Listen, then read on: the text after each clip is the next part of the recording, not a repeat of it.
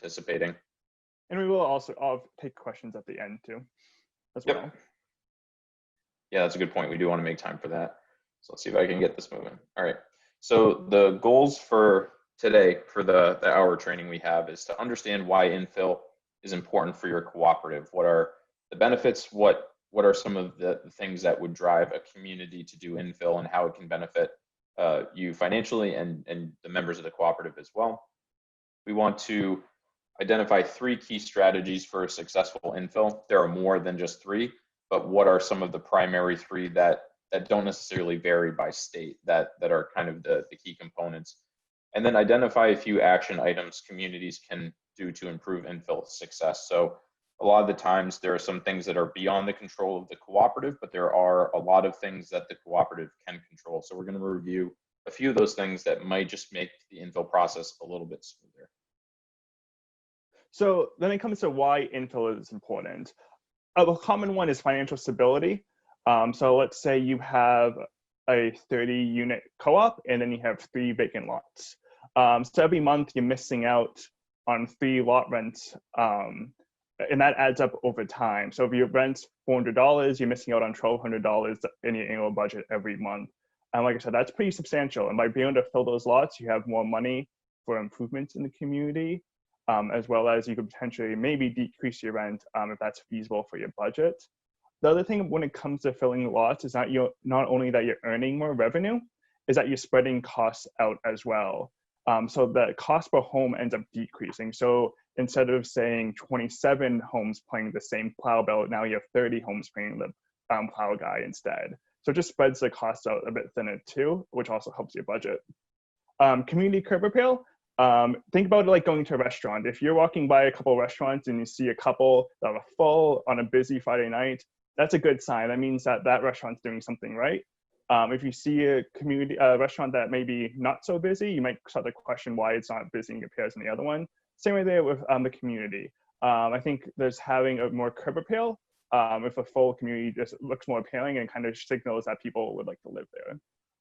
Other thing is more members.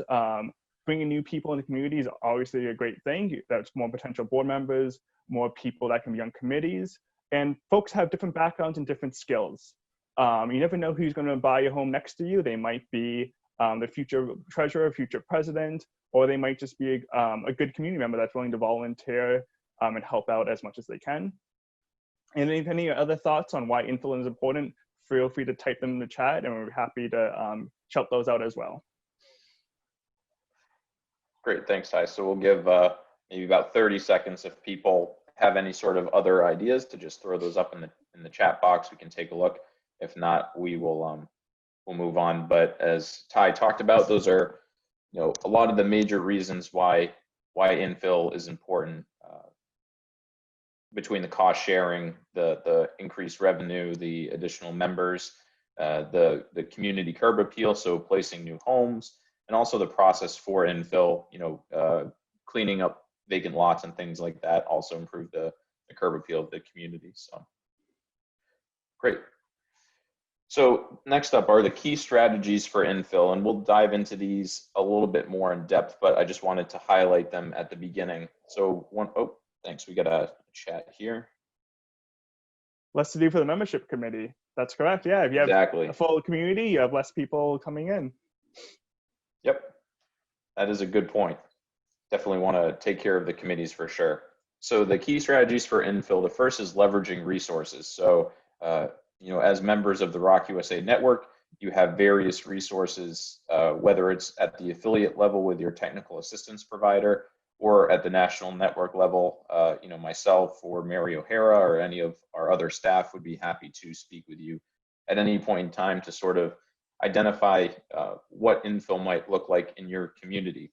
Maybe you have people in your community that might be a local realtor or local installer or an industry professional.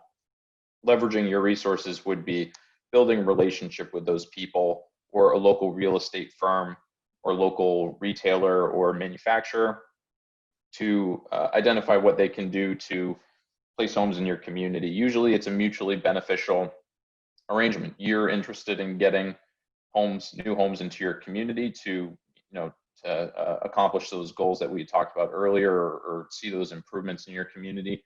And a retailer, they're interested in selling homes. So if you have 5 or 6 vacant lots, usually what we'll see is a retailer might want to have access to those to place homes and do that at their own cost, their own expense.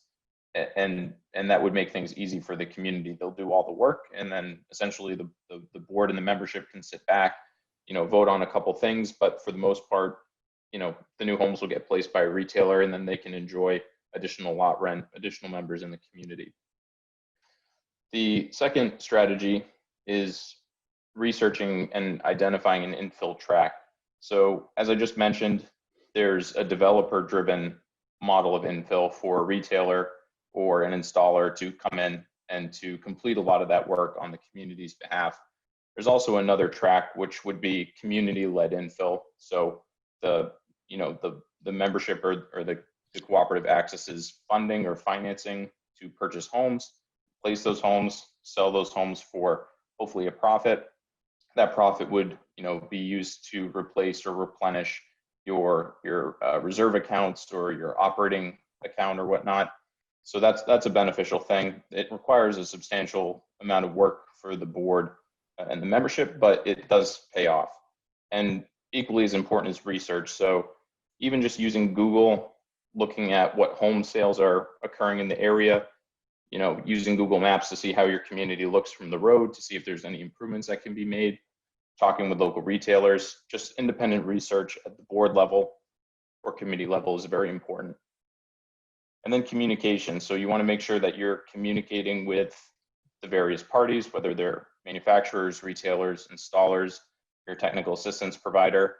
If you have to access financing to place homes, you'd have to communicate that to the membership or to a board or committee. So communication is very important in this process before and during the infill phases.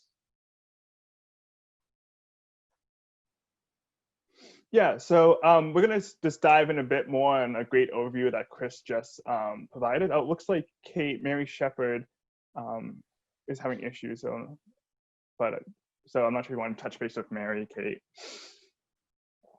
So like I said, Chris gave us a great overview of infill, and we're going to just do a bit more of a deep dive into resources. So resources are key for any initiative in a co-op. It's great to have friends in different places and build relationships.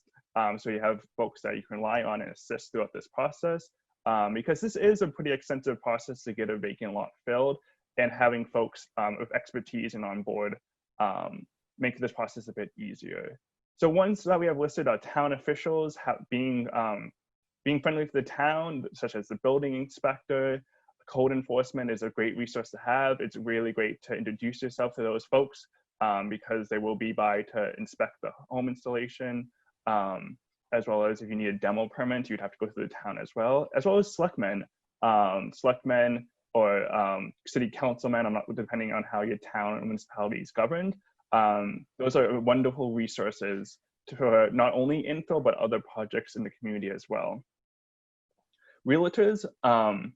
So if the co-op decides to place the home themselves, then you'd be working with a realtor to help sell it. Some co-ops have been successful at self-selling the home, but it always helps to have a realtor who knows the market and can handle all the legwork as well. It does mean less for the board. The realtor would get a commission, but expands the network, as well as creates a relationship going forward. So if a realtor in the future has a client looking for a home, they might refer the client to the co-op right away, and just building that relationship right away with infill is a great way to start. Home dealers, as Chris mentioned, that if you have a few vacant lots, you can work with one dealer to maybe get a good deal on a few homes. They also might be willing to spec the homes too, so they might be willing to take the risk, and a home dealer could place home in community potentially and sell it for a profit. And then the co-op would to get the rent. Sometimes there's some profit sharing between dealers and co-ops, but having dealers, creating a relationship with dealers is a great first step, because like with the realtors, they also can recommend homeowners to the co-op. A lot of people might go to home dealer looking for a home and asking the dealer, do you know a good community where I could place this home? And they could refer them to your co-op potentially. Home installers. I know in the state of New Hampshire that, sorry, there's a question on what is a home dealer? That's a great question. And a home dealer is a business that sells the home. So there might be a community, a dealer in your area that sells manufactured homes, and that's the business that the culprit work with to actually buy a home to place. Great question. Home installers in the state of New Hampshire, there needs to Thanks. So in the state of New Hampshire, at least, might vary by your state. So as Chris mentioned at the beginning, some of the more technical aspects of infill can vary by state. But at least in New Hampshire, a licensed home installers are required to install the actual home. And like I said, they also get contacted about from folks looking to place homes in communities, and they'd be a resource to, we recommend your community to potential home buyers, lenders as well. Like Chris also mentioned, that lending varies by state depending on if it's a chattel loan or a mortgage, but a lot of folks do need financing for their manufactured homes because they are very expensive. And like I said, with other ones, that folks go to lenders looking to buy a new home from a dealer, and they might not know where to place it, and having a relationship with a lender might be able to point them to your community, as well as your neighbors. I think I know a lot of the info that I experience in New Hampshire comes from word of mouth. It might be a community member's brother, sister, friend, or family member looking to move to the community, and they provide that access point. I will say that there's a community that I've been working with in the state of New Hampshire that's a new community with a number of vacant lots. And one of the board members has reached out to her friends and families and has 2 folks moving in by just reaching out to the people that she already knows. Great. Thanks, Ty. Yeah, home dealers also can be known as retailers. As Ty mentioned, just someone that, or an organization or an individual that sells homes. Let's see, make sure I didn't skip anything. So the next item is research. So you want to know if you're pursuing infill opportunities, let's say you have a few vacant lots, you'd want to make sure you know what the local real estate market is like, especially if you're a cooperative that's going with that model of doing community-driven infill. You're looking to purchase homes, looking to sell homes, and get involved in that. You want to use a realtor for that, but you also want to do your own independent research, and you can just use Zillow or any of the various sort of internet home sale sites, and that information isn't always the most accurate, but it does give a good picture of what area rents might be, or area home sales might be. So for instance, if you purchase a manufactured home to place in your community and you want to sell it for $90,000, but there are other comparable homes that are selling for $75,000, it might be difficult to sell that home at $90,000, and that might impact your search with a manufacturer or retailer to place a home, what costs you're looking to put into that. So looking at the local real estate market is important, especially as Ty mentioned, individuals often finance or attempt to finance their manufactured home purchases. So you want to make sure that you're pricing a home in a way that, they'd be able to afford a mortgage and the community lot rent for as much or hopefully less than what they would do to if they wanted to either purchase a single family home or rent, 3-bedroom or 2-bedroom apartment, what have you. So the local real estate market is important. You can go on MH Village and you can look up individual communities on that. That's something that I use frequently to get more information. It talks about other communities in your area, what amenities they might have, whether it's a swimming pool, how old the community is, if it's a 55 plus. So you want to kind of get all that data as best as possible. And it's just an interesting thing to know. Let's see, we got a chat here. A home dealer. So a home dealer is also can be known as a retailer. Sorry, we got another chat here. Okay. Essentially a retailer. Know what you have to offer. So do research on your own community and figure out, what you as a community can offer. Do you have amenities that are close by? Is there, let's say a community pool or a community park that's close by with the municipality. Maybe you're close to shopping, you're close to entertainment, various different things. So do some research on your own community, identify what you have to offer as a community, and that can be helpful when you're listing a home or working with a realtor or real estate agent. Great, thanks for putting that in, Ty. So Ty put a link for MH Village in the chat. Feel free to click on that and you can look at it on your own time, and it's a great resource to look around. Unfortunately, I don't think it's a link, but that's why you would have to type in to get to it. Or you can just Google it, it's pretty easy. And then promotion strategies. So you'd want to research, if you're able to put a sign out front. A lot of communities have signs. If you're able to light, illuminate the sign and advertise that you have vacant lots there.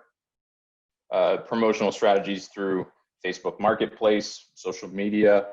Realtors are also able to help in this situation, but it's another good thing to research is what you can do to list homes or place homes and talk about your community in a local forum. You also might have a cooperative website or a local newspaper you could put ads out in. So that's all pretty helpful research to do.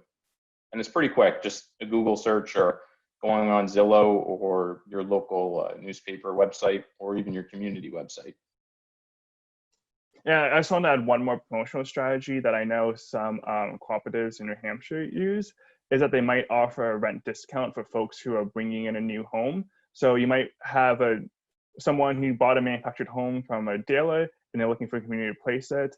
And as incentive for them to place it in your community, they might give them a discount on rent for a few months. That would have to be reflected in your budget and have to go to your membership approval for it to get authorized. But I do know a few communities that have successfully done that. Just provide a bit of incentive to have a potential resident pick your co-op over a community down the street. So then there's additional research that needs to be done as well. This is some of the stuff I talked about on my prior slide, but it's great to have a list of resources available for you. That way, if you have a situation where you need a vacant lot that you want to fill, you know who to contact, and if they're not available, you know some other folks to contact as well. And this is similar when you try to get a plowing bid or a trash collection bid or a tree removal bid. It's good to reach out to a few sources because you want to make sure that you're getting the best quote for your cooperative. So a source of new and used homes.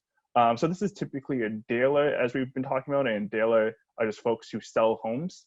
And they can sell new or used homes. I will say used homes can be a bit tricky to come by, but if you can get a hold of a used home in great condition, you can get some pretty good deals on them.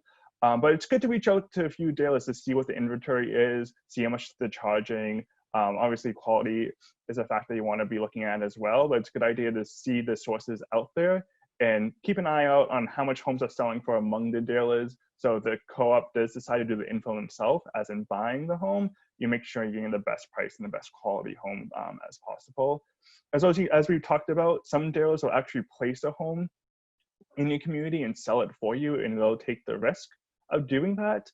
But not every dealer is willing to do that. So it's always good to check with various dealers to see the appetite for that as well. So creating a list of dealer contacts is a really good document to create for that purposes. Same with realtors. Not all realtors are familiar with manufactured housing, so I would recommend reaching out to a few to see what the experience with dealing in manufactured housing.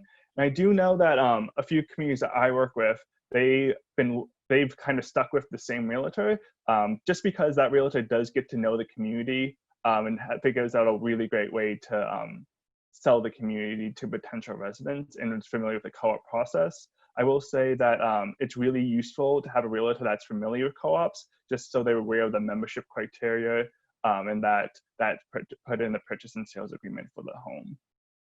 Then as we talk about installers, like I said, this might vary by state. At least in New Hampshire, you need a licensed installer. And I know the state of New Hampshire actually publishes a list of licensed installers. I'm not sure if your state does that or if it's a requirement in your state. That might vary. But having a resource of a few installers is also a great thing to have, just because you want to make sure that you're getting the best price for your co-op. So you want to reach out to a few to see what they would charge. and pick the best bang for your buck. As well as folks get busy. If you rely on one installer and then you have a home that's looking to be installed and you contact them, they might say, I might not be able to do it for a couple months. So it's always good to have some backup options as well. Great. So as we mentioned briefly earlier, communicate and promote. If you're able to put a sign out, it's a great thing to do. Check with your local ordinances. And that goes back to talking with town officials as well, just to make sure that you're operating within any local restrictions.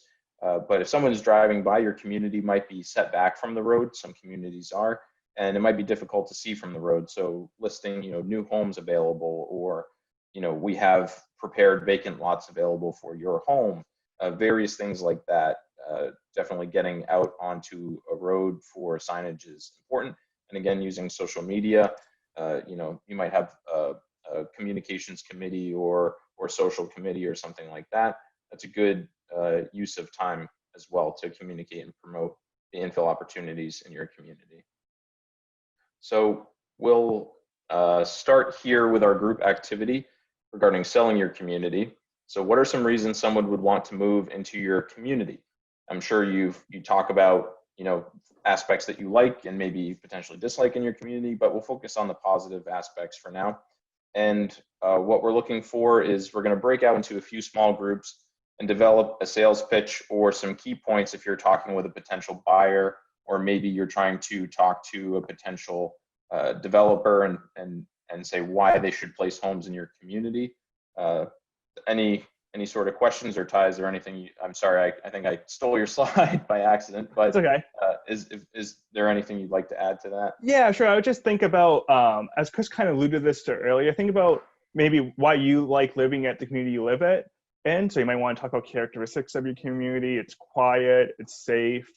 It might have a bunch of trees that you like looking at.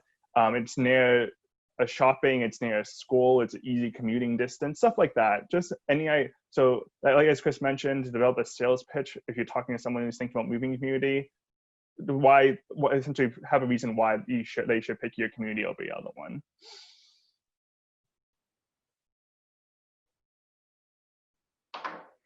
Great. So I think Kate is currently working on divvying you all up into a few small groups. We'll probably take about 10 minutes for you to discuss. We might cut it a little bit short depending, but we want to give you all an opportunity to sort of talk amongst yourselves and develop some pitches, and then we'll come back, and if you could maybe have one person from each group in your small groups just be the person who's going to debrief and sort of communicate what you all talked about. We'll do a brief touch base after that, and then we'll move forward. So you should be getting a request shortly, or it might auto fill you into a new room, and then at that point, feel free to just discuss what we kind of talked about, and we'll get going from there. They've all been sent a request, so they just need to accept it. Great. So you should have a little message. Yeah, perfect.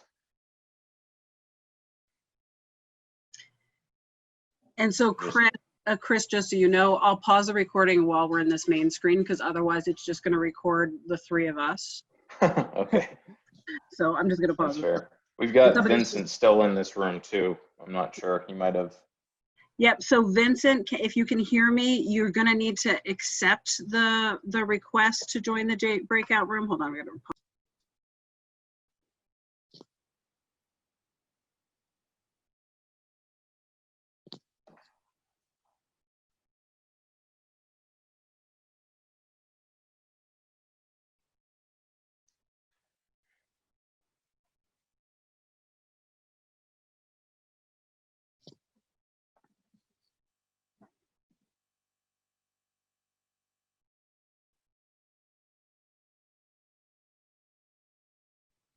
15 seconds. Very often people come out on their own, but everybody's waiting this time.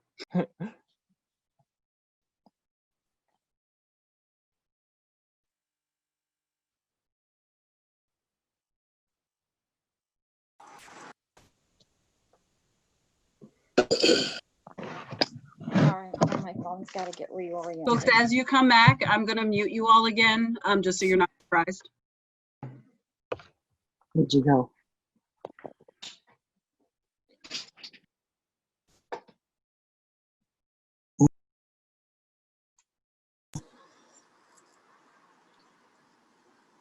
All right, so it looks like people are starting to filter back in. Was there 2 or 3 groups? Probably 2, right? I think there were 4. 2. 2 groups? Okay, 2. great. So now that looks like everyone's back, if, I'm not sure if there's one person who wants to take the lead, but we have 2 groups, so hopefully we've got, a couple people ready to sort of debrief what you talked about. So I'll turn it over to you all, and then we'll kind of have a conversation. Pasta. I don't think I have. Okay, I'm Sandy Overlock. I live in Massachusetts. We were in group 2, and communities are quiet, rural areas, close to big cities, on a bus route, close to shopping, playgrounds, community buildings, tree lots, in-ground pools, family-oriented, nature trails, close to schools, and it's member-owned. To keep our rents low, you have a say in your community. Those are great selling points, Sandy. And I think it's also important that you point out the co-op aspect. Co-ops are desirable among potential buyers. So mentioning that as a resident-owned community is something that is a good thing to put in all your sales pitches. Great job. Yeah, access to schools is very important. A lot of people look for that, and like you had mentioned, it's close to, the community is close to, towns and cities and things like that, but it's still kind of rural, it's still quiet and a nice peaceful place to be. So, I'd like to move there from what it sounds like, that's my kind of community for sure. Yeah, I love a good nature trail. Exactly. Mhm. So thank you for all the work from that group. So we'll have so I believe that was group 2. So if we could have group 1, someone from group 1 sort of touch base about what their group had talked about, and we can kind of move forward from there.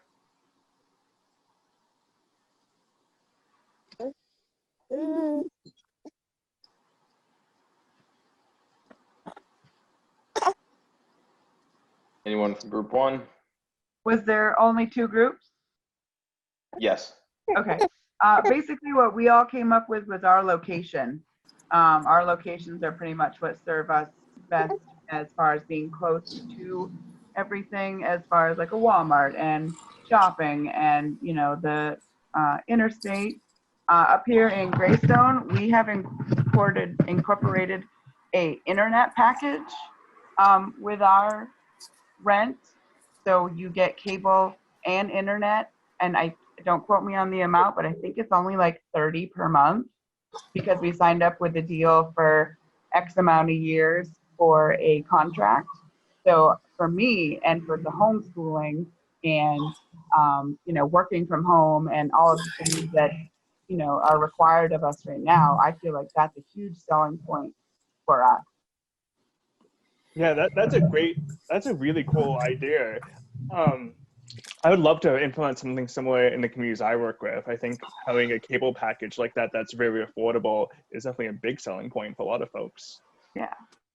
Yeah, and I think that as Ty mentioned and Sandra mentioned, that the cooperative aspect, you have a cooperative buying power. You're able to access those benefits as a community is a good selling point to someone who might be thinking, do I want to move into a privately owned community, and maybe not have those amenities provided, or do I want to move into a cooperative that works to fight for the residents to have access to those sort of the cable package and the internet package, which is great. And you also mentioned you're close to the interstate or shopping facilities, Walmarts, things like that. So it also is good for a jobs perspective too. Someone might be looking to move and say, well, I'm looking at communities, but there are some that are far away from employers. But if they're close to businesses, that might be another positive thing that people might look at when they're looking into communities. So Very I think good. those were all great examples, and actually it was helpful to have a little bit two different perspectives. You know, kind of sounds like two somewhat different communities and how you presented them. And if you're working with a realtor, they'll be able to polish that a little bit and to maybe put a listing out or something to give better visibility to your community. So I want to thank everyone for their small group work. I know it's a Saturday, and I appreciate your time on that. So we'll kind of move forward to the next slide here. And I'm not sure where we're at, Ty, with our slides. Do you want to take this one, or I can I'd be take more it? than happy All happy right, to. thanks, Ty. So another thing that when selling a community, you want to have a community that is clean, free of debris and rubbish. So a good thing to do is just walk around the community, make sure it makes a good impression. So I know some folks, when they're looking to move a home, they'll do a drive through the community beforehand. So you always want to make sure your community looks its best. And some things you might do is clean up any debris from lots, trim shrubs or weeds, make sure that the lawns are mowed, include any contact information. So let's say someone is looking to place a home in your community, they want to know who to contact. A lot of times, I know a lot of communities that we work with might not have contact information readily available. They might have to do a bit of digging to find it. But if you have a sign maybe out front saying, lots available, please contact this phone number, that's a good first step. That way, if someone does to do a drive-by, to drive through the community to see if it's a place that they might want to live, there's a contact number for them. Another thing is focus. Chris, can you clarify what focus on road that sightline means? Sure. So I kind of threw that in at the end, but it kind of ties into what Tyler was mentioning. If someone wants to place a home, or let's say it's a retailer or an installer that you have 5 vacant lots in your community, and they want to see if it would be a viable place for them to sell homes. If they're driving through, you have sort of sight lines where your eyes tend to go when you're driving around. You're not looking up at the sky. You're not looking at, probably the tops of trees. You're not looking at your shoes while you're driving. You're probably looking at the road. So you want to make sure that driveways look pretty good. The roads look good. If there's curbing installed, you want to make sure that there's not a whole lot of weeds in there. As Ty mentioned, the lawns are kept nice. Mailboxes are in good repair. Just sort of the stuff that your eyes tend to navigate to. And if you're a little bit confused on what that might be, just take a drive around your community and write what you're looking at, fronts of homes to make sure they're not in disrepair, other things like that. You want to make sure that the sight lines are good and that the roads are good. And this kind of, as Tyler was mentioning, it ties into not only working with an individual that might be looking to place or buy a home in your community, but as I just mentioned, if you're having a retailer who might want to put a few homes in, if they drive through your community and it looks really good, and they drive through another community and it doesn't look so good, they're going to know that they can sell homes a lot easier in your community because you're putting in that time, you're putting in that effort to do some community prep work to make it easier for the installer or the retailer to place those homes. And it makes it more inviting, not only to people who are looking to purchase or place homes in your community, but for a developer, that's going to be a definite bonus. So there's a lot of things that as a community that you can do. If you have a group of volunteers that go out maybe once a month, if let's say there's some people who aren't able physically to take care of their lots as well as other people, supporting and creating that collaborative, that community-based approach. It's not only good for infill, but it's good for just community appearance as well. And as Ty had talked about earlier, keeping up that curb appeal is definitely important when it comes to infill.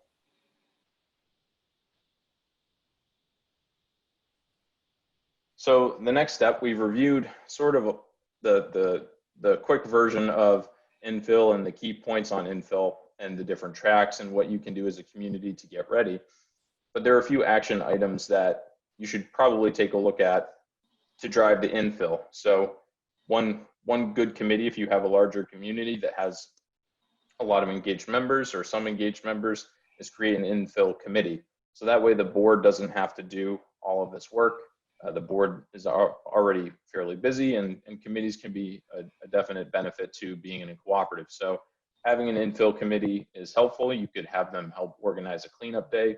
You could have them work on contacting local realtors, local retailers, local installers to start building those relationships that we talked about earlier. So creating an infill committee is a good step in the right direction to, especially if you have a lot of homes that you want to place or a lot of vacant lots, it can really move things along pretty quickly. And then as we kind of talked about volunteer days for yard street cleanups, that's another action item that a community can take pretty easily to increase the curb appeal and to make your community a little bit more desirable for developers to come in and place homes. Then utilize handouts. So I believe that everyone should have gotten an email that had a couple handouts in it. If not, we'd be happy to get you that information. It was 2 pages, and one of them was a list of kind of broken down into the subjects we've talked about today. So who is a local realtor? Who is a local installer? Who is a local manufacturer? All those different items. And you can just do a little research and you can document those on that paper, and then you can keep it in your in the community office or give it to the infill committee or keep it at the board level. And you can access that when you're looking. Sorry, we got a chat here. Some folks got them mailed. Okay, so it looks like you might have gotten them emailed, mailed, or they're available either way if you want to access that. But using those handouts that were provided, or creating your own, creating just a list of action steps that you think that your community can take to boost the curb appeal, to make it a little bit more desirable for developers, and kind of doing that exercise that we did earlier, but maybe at a board or committee level, is what are the selling points of our community? What are we close to? Why do people want to live here? Do we offer a cable internet package that's affordable to people? What are some of the benefits? So that way, when people call, you can have that response, or you can talk with a realtor and kind of plug it that way. And then you also want to document, you want to work with your technical assistance provider and any other professionals that you can think of to sort of develop infill goals and to develop good practices on how to do that. As I mentioned earlier, I'm always available to help. Your technical assistance provider is great working at a local level to sort of navigate the infill process and working with retailers. So that's something that you can do as a board or committee to get going on that. Mind if I add one more, Chris? Yeah, go for it. So another small one that you could do that I recommend groups that I work with when they're looking to take on infill is just to add infill to your board, a monthly board agenda. That way you're always talking about it on at least a monthly basis. And you can just check in to see what has been done in the past month and what needs to be done going forward as well. That way, just a reminder, if it's on the agenda, it won't slip back to the, obviously all the clubs have other stuff going on that are important as well, but just keeping on the monthly agenda makes the topic relevant and helps move the ball a bit forward. Yeah, that's absolutely a great point. And that goes back to communication earlier, especially, it's one of those things that it can greatly benefit your community, like we talked about regarding the revenue, the membership base. And it might be difficult in some communities. You might only have 1 or 2 vacant homes or vacant lots. So you might say, well, we'll try to get someone to place something. But once that's done, it's done. As Ty mentioned earlier, it's good to keep those relationships intact, because let's say there's an issue in the community, or let's say someone decides to purchase a home in the community and move it out. We don't see that too often, but it can happen. You might at some point have a couple of vacant lots that you weren't planning on having. So, you might not be budgeted for that vacancy loss in your rent. So you might want to get someone in there quickly to place a home. If you have those relationships already established and in good shape, that's a much easier lift than having to go out and do that kind of, under pressure to make sure that you get it done quickly. So that takes us to the end of our sort of abbreviated training. Normally we have a little bit more time in person, but we wanted to make sure that we kind of kept this a little bit on the shorter side, since it is remote. And we wanted to leave a little bit of time for any sort of questions or comments and put it back on the group. Are there certain questions that you had in your mind that weren't addressed today? We'd be happy to talk about them now. Is there feedback or certain things you thought were helpful in this training? That would be great for us to know. So I'll turn it back to the attendees and see if there's any any sort of questions. And you can either say them out loud or you can put them in the chat. I have a question, Chris. Great, Bill, thanks. You mentioned that you might be available to help if we created an infill committee, or expanded the. I mean, we have a we have a membership committee, but we kind of sit around waiting for potential people to contact us. How much time do you have available to help out individual communities like ours?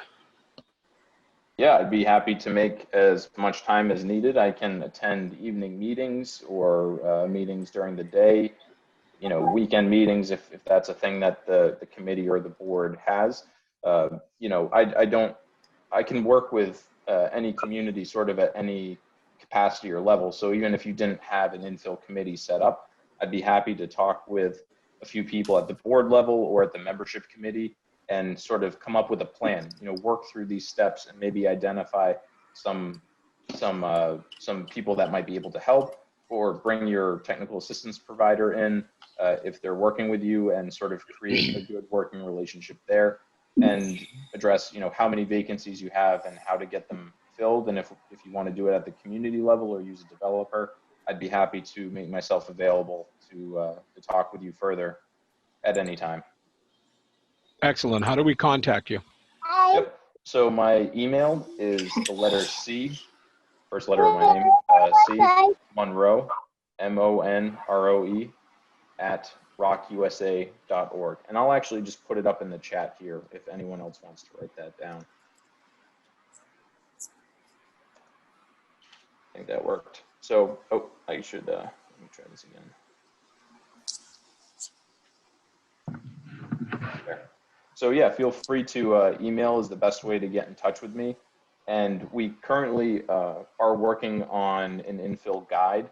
Right now it's about 40 some odd pages that I've been working on since I started at ROC-USA in collaboration with other communities, other technical assistance providers, other industry professionals.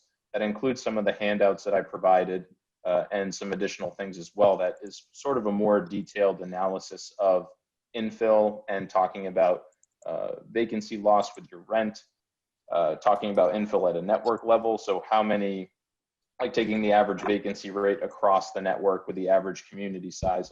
So anyway, I'd be happy to provide that information to you as well.